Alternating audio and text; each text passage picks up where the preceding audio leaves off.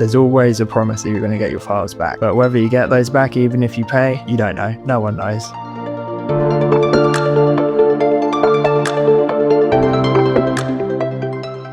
Welcome to the Security Shack podcast. Every episode, we rate a different energy drink out of 10 to try and determine which is the very best for keeping our cybersecurity experts going, while discussing the latest news, the biggest topics, and the most important questions relating to cybersecurity. So crack open a can of something cold, caffeinated, and carbonated, and join us for today's topic.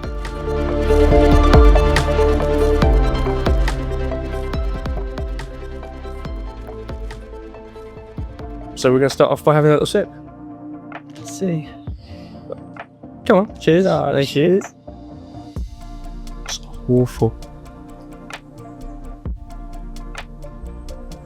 Just medicine. It does taste like Calpol. It's just medicine. Which, for anyone who isn't aware, is a type of children's medicine.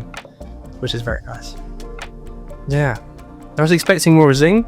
Yeah, it's not much. It just tastes like medicine. No. I did sleep very poorly last night, so I'm hoping it'll now help me through this at least. To start with, we're going to look at endpoint security.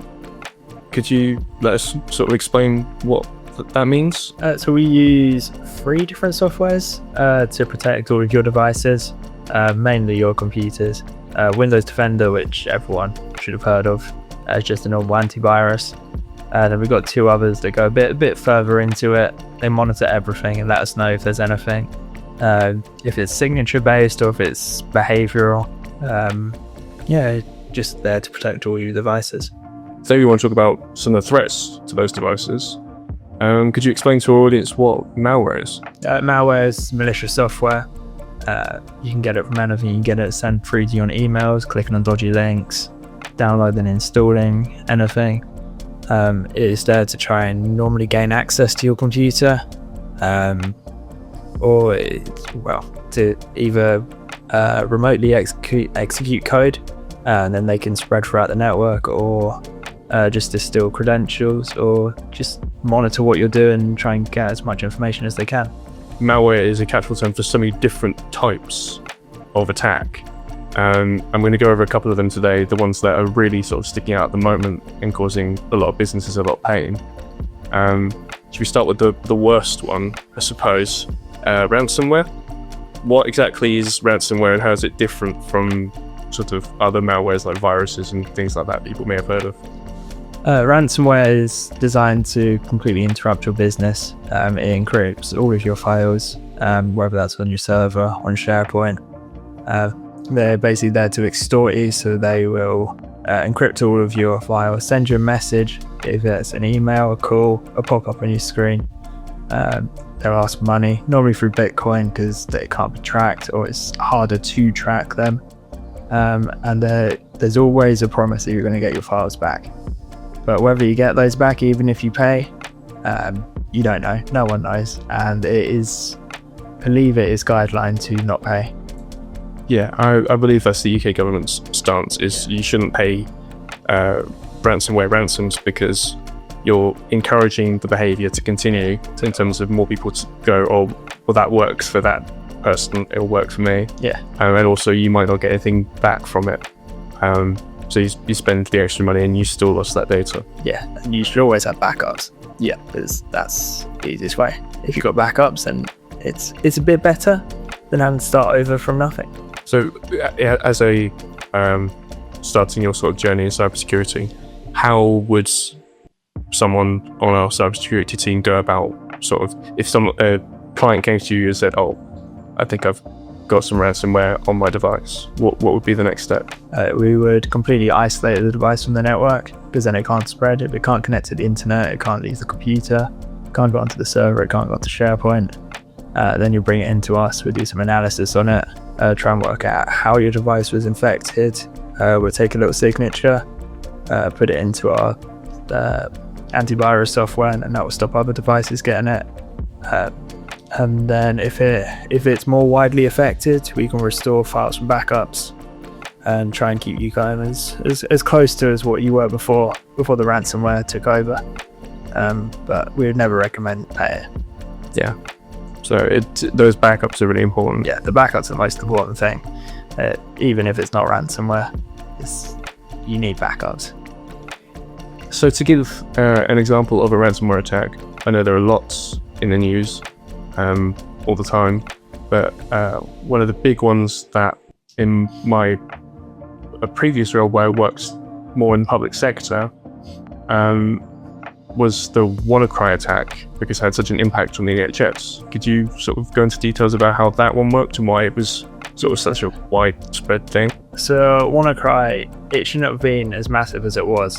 The American agency, the NSA, developed an exploit called Eternal Blue, which was patched because I think they were using it for themselves to go and get into other computers and find information for themselves. Is that confirmed, or is that a bit of speculation on your part? Before we get into sort of legal territory, I think it's confirmed. Okay. But you might want to check. I trust you. I want you. Just trust me. But it's very common. But then a hacker group, I can't remember the name, they found the exploit as well. It was patched, and I think WannaCry happened 2 or 3 months after it was patched. But people don't update their computers. So WannaCry wasn't the ransomware, but it was the thing that led for the people that did WannaCry to get into the computer, and then they deployed the ransomware, which I think is probably one of the biggest ones, because it was everything. The NHS got massively impacted. Yeah. Obviously, with the records the NHS keep, like private healthcare details, it's really important stuff that you don't want people getting. So, yeah, a difficult one. I mean, it's almost a decade ago that happened at this point, and it's still one of the most talked about attacks because of the scale of it. Most people don't want to cry. No, but yeah, it was the exploit is the Eternal Blue exploit is very easy to do. It's all there. You can do it in about 20 seconds. And do you think developing technologies like AI and automated sort of enhanced hacking tools, is that making ransomware easier to execute? That is a bit of a catch-22. I mean, it's not necessarily easier. It speeds up processes, but it's because there's a lot of signature-based stuff and behavior-based, like defensive now. So if a antivirus sees the right files start to get encrypted, and it will check and it will be a bit suspicious. So it should stop the process, but there are ways to get around antiviruses. There's always going to be ways. It's just who's gonna win, basically. And does ransomware as a service make it even easier for managers to just sort of? You can go on the dark web and you can go and buy ransomware. Yeah, it's not hard. Yeah, so people who aren't aware, ransomware as a service is basically, as Jack said, as a non-security expert, a non-technical expert, you can go online and find sources where people will basically give you the ability to commit ransomware attacks. Yeah, you can pay for them to do it, or you can pay for the software to do it. Yeah, it's easy. So the barrier to entry is nothing. No. If you know how to get on the dark web, then there's no issue. Yeah, I mean, it's quite scary, because before you sort of think it seems complicated. I certainly couldn't execute a ransomware attack. No, developing is the hardest part. Yeah. Executing it, it's just pressing a button. Oh, so. Interesting. So ransomware is one form of malware attack that businesses are struggling to deal with. What about another one? What about Trojan attacks? Trojans, it's a bit malware that pretends to be another software when it's not. We get a lot of those at the moment, mainly from people downloading PDF editing software. Okay. You don't necessarily need to install it, so it can like reside in your own user profiles. So is that the PDF editor? Is that people trying to get out of paying for something like Adobe Acrobat? Yeah. And in doing so, they're downloading things from unreliable sources that are sort of tainted with these viruses? Yeah, so it can either be the software itself is there to gain access to your system, or normally it would be more of like a tracking what you're doing rather than getting incomplete access. They want to steal your credentials or get into your banks is more of a common one. Or it could be the actual repository where it's downloaded from is being breached. They've just shoved in something that's a PDF editor and slightly changed some of the code and put in something. So it's very, very important that you go through well-known software rather than just looking for a random PDF editor that you're not sure of. Yeah. I mean, in general, don't click on anything that isn't verified and double-checked and triple-checked. It's go through us. Yeah, if you want something on your computer, you always come through us because we know the stuff you can use. I suppose complete opposite of ransomware in a sense, because ransomware is very much in your face in terms of they breached. Oh, we need money from you, so we're contacting you directly. Whereas Trojan viruses could be in your system for a long time before they're executed. Sitting in the background, and then they can lead on to ransomware. Yeah. So they're there more as an entry or as a recon than they are to cause issues. Could you talk about the Zeus Trojan? So the Zeus Trojan, I think that was more aimed at maybe the everyday person than necessarily businesses. I believe they used it as a keylogger and an information stealer. So you would download the software, there are multiple different variants, and it would sit in your computer and it would track all your keystrokes. It would use it to steal your banking details, and then one day you go and look at your bank and it would just be empty because they've just transferred all your money. I mean, it's a really scary thought, the fact that you're just there typing in your passwords, as far as you're aware, completely undetected, and then they've got all your details for everything, so they can go onto your work stuff, find everything.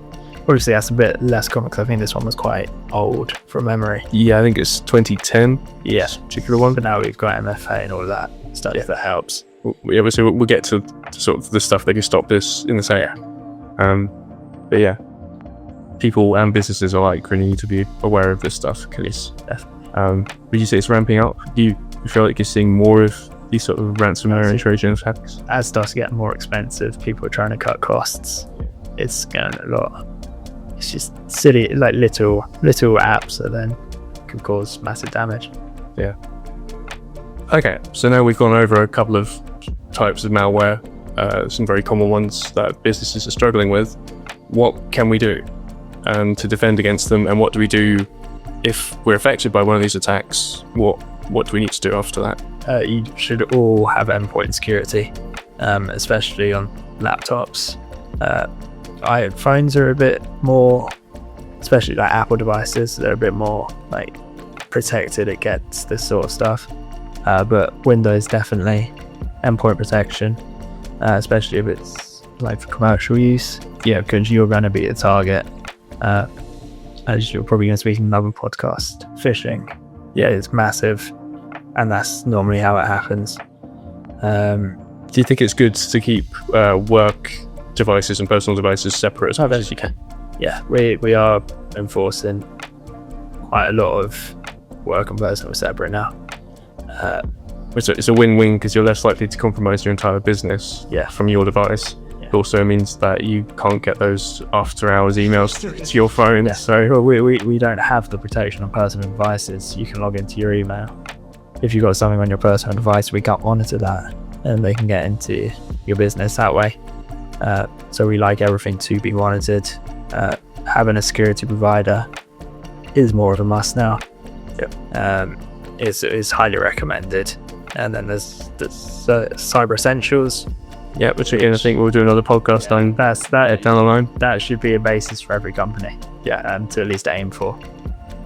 If someone's out there watching this currently and they want to improve their security and they come to Landl and talk to our cybersecurity team, because for those who don't know Landl, we do a variety of different things in sort of office management, from document management to print to IT and to security as well. So if they come to us with security needs, what do we offer? And why is it better to be with us than not with us, if that makes sense? It's fully managed SOC, which is Security Operations Center. We have monitoring on all devices, sign-in logs. We can see if you're getting breached from abroad, or even if you're just signing in from abroad. We always know. I hear a lot of times upstairs where you guys go, hang on, so-and-so's in Spain. Are they on holiday or are they being attacked? It's very hard. Mostly they're on holiday. Mostly they're on holiday or they're on business. We can tell if it's a business device or if it's a random device. The big telling is normally if it's a login from Russia, it's normally malicious. But we monitor all of that. We've got antivirus monitoring. We can put in policies that completely block personal devices. We can fully lock down like your access anywhere. We can really tailor to what your company wants. If you want it relatively open, we can do that as secure as possible. If you want it locked down, we can do that as well. Nice. So obviously, if you have watched this and you're interested in learning more, you want to talk to us, please get in touch. All those details should be on your screen now, because I won't have remembered everything. But to sort of wrap up everything and go back to the energy drink, did you feel pepped during this discussion? Did you feel energized by this? No. Is it the lack of sugar, or is it because it tastes like cow pole? It tastes like cow pole. It's not. I mean, yes. It smells like medicine. There's a reason to keep it in these colourful cans as well, because this doesn't look particularly appealing. No, it doesn't look appealing at all, but I also think I have a caffeine intolerance. The amount of coffee I have to drink to stay awake. Yeah. You're doing it the old-fashioned way, I feel. Yeah. Looks syrupy. Yeah. If you had to rate it out of 10, what would you give it? Not bad, it's like 4. But 4. Yeah, for me, because I haven't even had a can of Red Bull before. I don't drink energy drinks at all. So for me, this is a baseline. So at the moment, it's a 5 because I've got nothing to compare it with. That's fair enough. But the minute something better comes along, this could end up being like a 2. I don't know. I mean, everyone raves about Monster, so yeah. I'm yet to be convinced. Anyway, thank you for watching. We hope you enjoyed this. It's a bit of an experiment. This is brand new, so please, any feedback that you have, get in contact. LinkedIn's always a good place. I'm checking there all the time, but wherever you find more convenient. Thank you, Jack, for joining me. thank you, Hannah. And we'll see you on the next episode. Thank you.